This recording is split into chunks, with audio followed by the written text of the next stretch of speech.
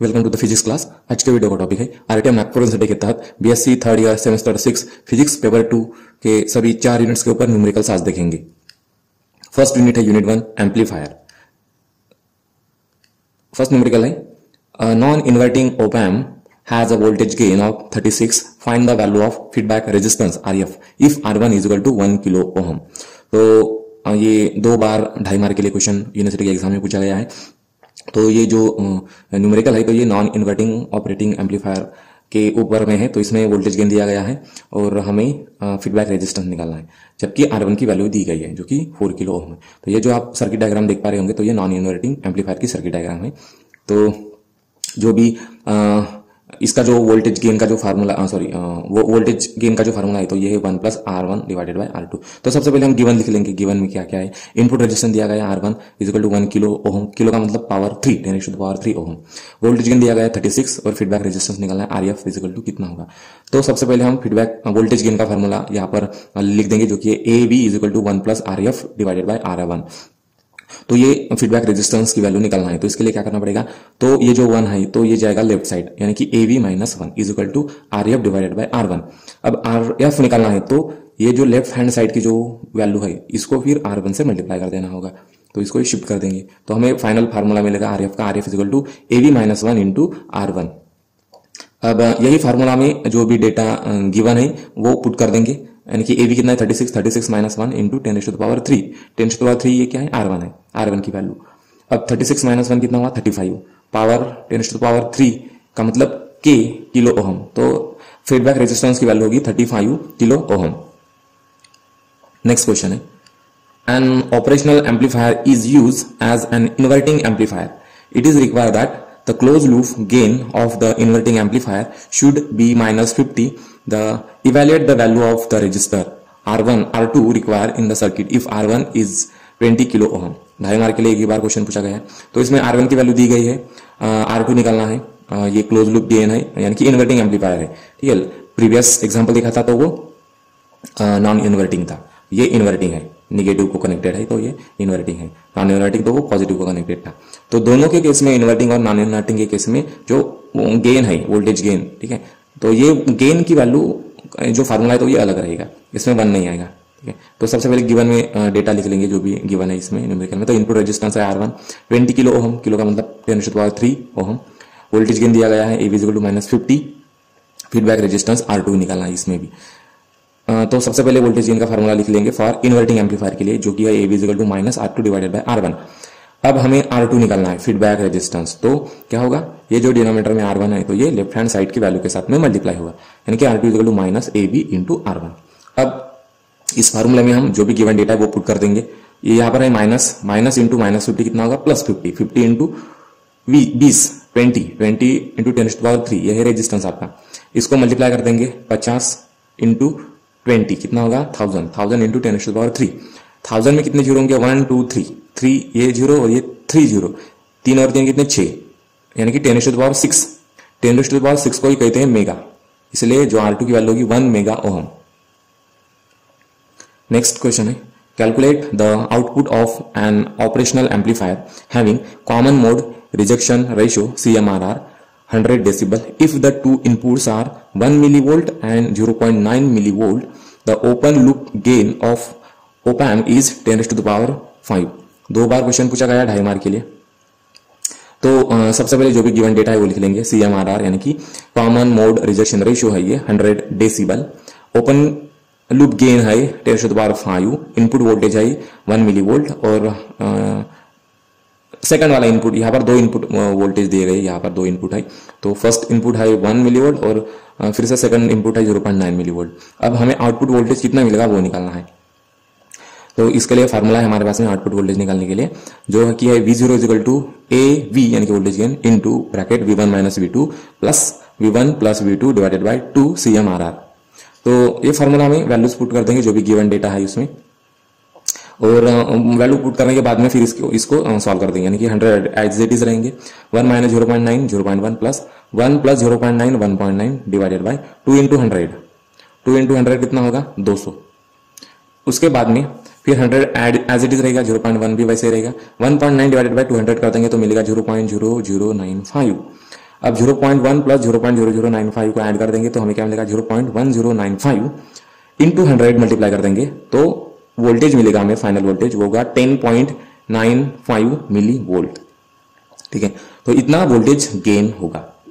Next numerical है optical power of 1 milliwatt is launched into an optical fiber of length 100 meter if the power emerging from the other end is 0.4 milliwatt, calculate fiber attenuation।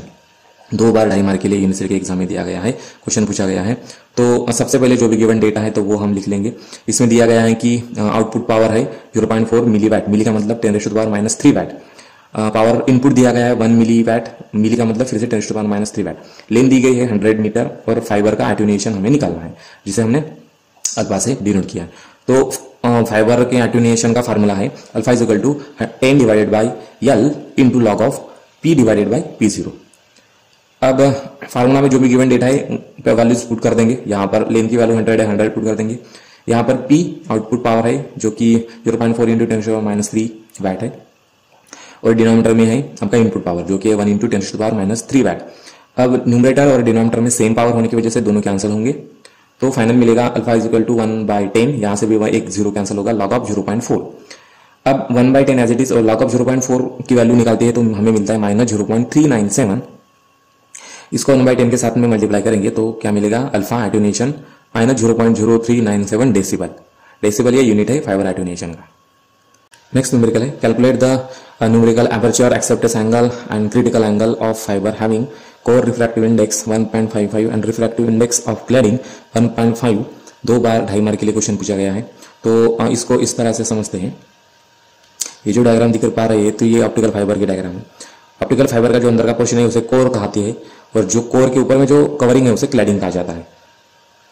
फिर given में data लिख लेंगे। Refractive index दिया गया है core का जो कि 1.55, रिफ्रैक्टिव इंडेक्स क्लैडिंग का है 1.50, न्यूमेरिकल एपर्चर दिया गया है, ये निकालना है, एक्सेप्टेंस एंगल भी निकालना है और क्रिटिकल एंगल भी निकालना है। So we have numerical aperture, इसका फार्मूला है n is equal to n1² - n2²।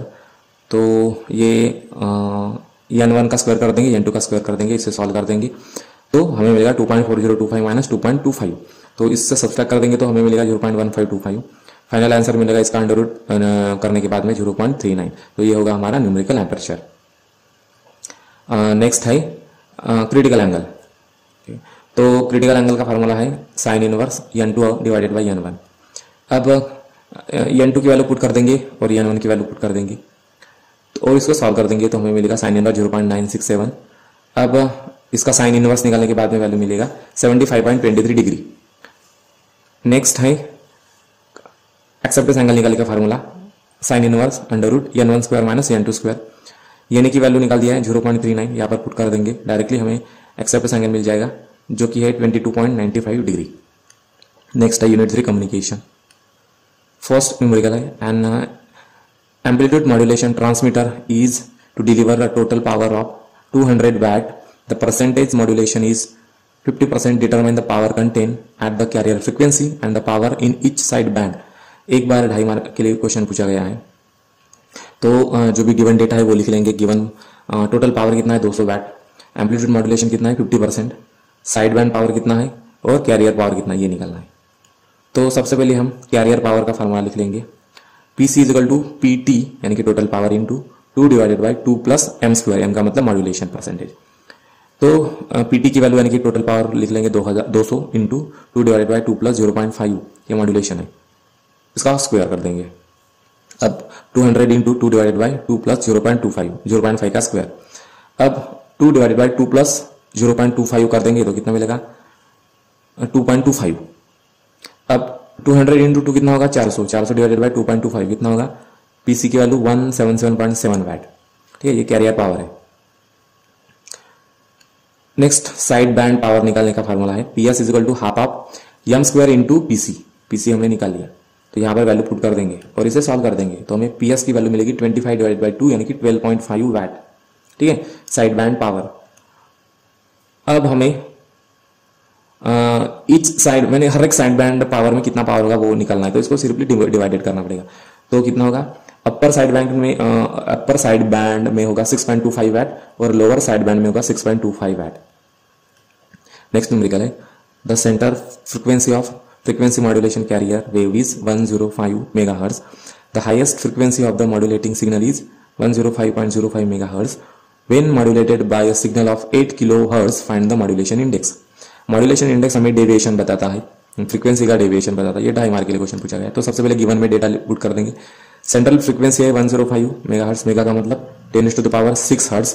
Highest frequency कितनी है 105.04 मेगाहर्ट्ज, फिर से मेगा का मतलब 10⁻6 हर्ट्ज। मॉड्यूलेशन फ्रीक्वेंसी दी गई है 8 kilo hertz into 10⁻3 hertz, kilo का मतलब पावर 3। मॉड्यूलेशन इंडेक्स निकालना है। अब मॉड्यूलेशन इंडेक्स निकालने का फार्मूला है हमारे पास में MF इक्वल टू FH यानी कि हाईएस्ट फ्रीक्वेंसी माइनस FC का मतलब central frequency divided by FS, ठीक है, यानी कि मॉड्यूलेशन फ्रीक्वेंसी। तो जो भी गिवन डेटा है वो यहाँ पर पुट कर देंगे। और यहाँ पर आप देख पा सकते हो कि यहाँ पर क्या है 105.04 10⁻6, यहाँ पर भी 6 है और यहाँ पर भी है, तो 10⁻6 कॉमन निकल जाएगा। और ये जो 105.04 से 105 सब्ट्रैक्ट कर देंगे तो हमें मिलेगा, तो इसे सॉल्व कर देंगे तो हमें मिलेगा 0.04 इंटू 10⁻6 डिवाइड बाई 8 इंटू 10⁻3। अब हमें क्या करना है, ये जो डॉट है ना इसे 3 डिजिट पीछे लेके जाना है, 1 2 और 3। तो यहाँ से 3 कम होंगे और ये डिजिट 3 और ये जो डॉट है ये 3 डिजिट पीछे चला जाएगा, तो ये 40 होंगे। 40 इंटू 10⁻3 डिवाइड बाई 8 इंटू 10⁻3, ये 3 कैंसिल होंगे। 40 डिवाइडेड बाय 8 कितने होंगे 5, तो मॉड्यूलेशन इंडेक्स होगा 5 का।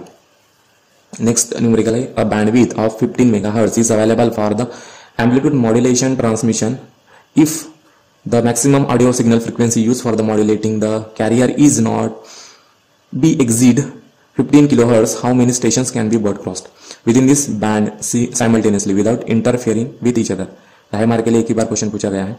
तो इसका मतलब यह है कि अगर हमारे पास में 15 मेगाहर्ट्ज अवेलेबल है ट्रांसमिशन के लिए, ठीक है, और इसे हमें ट्रांसमिट करना है तो और ये हर एक ट्रांसमिशन सिग्नल 15 किलोहर्ट्ज के ऊपर नहीं जानी चाहिए, तो फिर कितने स्टेशन तक हम इसको ब्रॉडकास्ट कर सकते हैं विदाउट एनी इंटरफेरेंस।